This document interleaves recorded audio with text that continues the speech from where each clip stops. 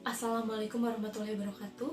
Perkenalkan, saya Nabila Sabila Septiani dengan NIM 229104880 dari mahasiswa PPG Prajabatan 2022 IKIP Siliwangi.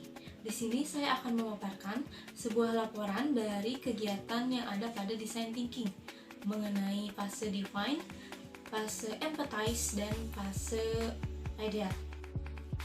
Laporan yang akan saya paparkan pada fase yang pertama yaitu fase Empathize.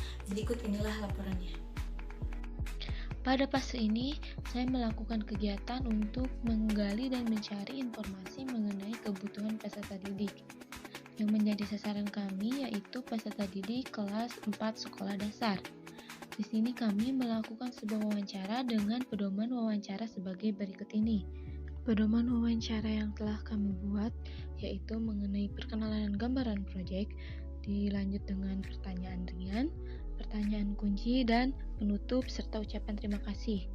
Berisi sebuah pertanyaan mengenai mata pelajaran apa yang disukai oleh peserta didik, terus bagaimana cara mengajar yang disukai peserta didik, apakah peserta didik menyukai pembelajarannya dengan berkelompok, apakah ini individu, dan banyak lagi mengenai kebutuhan-kebutuhan peserta didik dalam pembelajarannya. Dilanjut dengan melakukan wawancara secara in-depth interview di masing-masing sekolah tempat kami PPL. Saya melakukan wawancara kepada 5 orang peserta didik kelas 4, dan pikiran yang paling dominan muncul saat melakukan wawancara ialah kondisi peserta didik yang diwawancarai dalam proses wawancara ini apakah menjawab sesuai dengan apa yang mereka rasakan. Dan perasaan yang dominan muncul, saya memiliki rasa ingin tahu dan penasaran untuk melihat kondisi kelas saat guru sedang mengajar dalam mengatasi permasalahan belajar mengajar mereka. Karena berdasarkan apa yang diceritakan saat melakukan wawancara, sepertinya banyak hal yang dapat saya pelajari dari guru wali kelas 4 ini.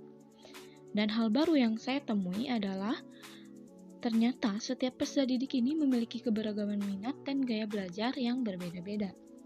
Dari proses wawancara tersebut, maka terciptalah empathy map sebagai berikut.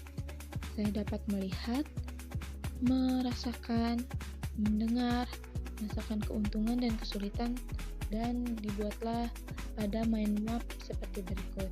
Selanjutnya, saya melakukan perangkaian pemahaman atau craft and insight dari proses wawancara yang telah dilakukan. Maka, terumuskanlah 5 rangkaian pemahaman terpilih. Yakni yang pertama, ternyata peserta didik lebih gemar mengerjakan secara individu daripada kelompok. Kedua, ternyata gaya belajar peserta didik berbeda-beda. Ketiga, ternyata peserta didik menyukai kegiatan pembelajaran di luar kelas. Keempat, ternyata materi matematika yang dianggap sulit ialah perkalian dan materi bahasa Sunda dianggap sulit karena tidak lancar saat berbahasanya. Dan yang terakhir, yang kelima, ternyata posisi peserta didik diatur dan dipisahkan berdasarkan kelompok higher, middle, and slow learner. Kemudian rumusan rangkaian pemahaman terpilih tadi atau craft and insight tadi dikelompokkan ke dalam tabel informasi, inspirasi, dan memorability.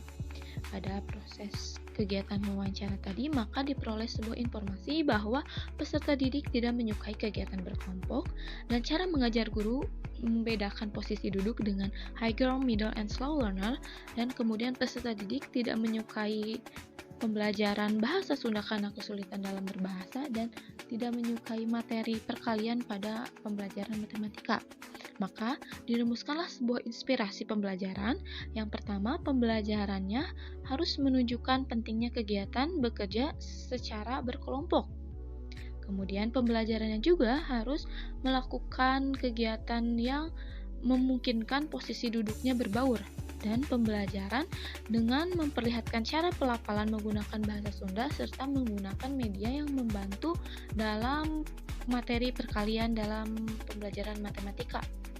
Maka dirumuskan juga lah sebuah memorability untuk mengatasi informasi tadi dan untuk melakukan kegiatan dari yang telah diinspirasikan. Yang pertama, pembelajaran dengan menggunakan cooperative learning.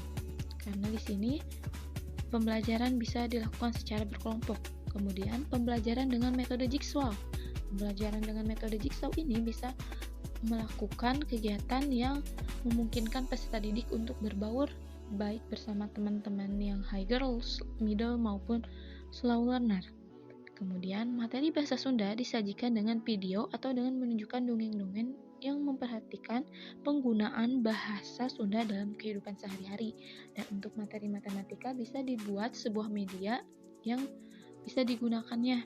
Maka berikut inilah hasil analisis keterkaitan tabel informasi, inspirasi, dan memorability yang menjadi akhir dari proses fase empathize. Laporan yang selanjutnya pada fase yang kedua yaitu fase define. Berikut inilah laporannya. Selanjutnya, pada fase define, saya melakukan perumusan tujuan atau design challenge dari crafting insight yang telah dilakukan pada proses sebelumnya. Berdasarkan pemahaman atau crafting insight tadi, maka diperolehlah beberapa design challenge yang dirumuskan secara berkelompok. Hingga ada 1, 2, 3, 4 design challenge yang telah kami rumuskan. Dari keempat design challenge yang telah kami rumuskan, didapat bahwa ada kesamaan mengenai kasus permasalahan peserta didik dalam pembelajaran, yaitu peserta didik kelas 4 ini memiliki kesulitan saat melakukan pembelajaran berkaitan dengan materi perkalian matematika. Maka, kami bersama kelompok berdiskusi untuk menentukan desain challenge final kami.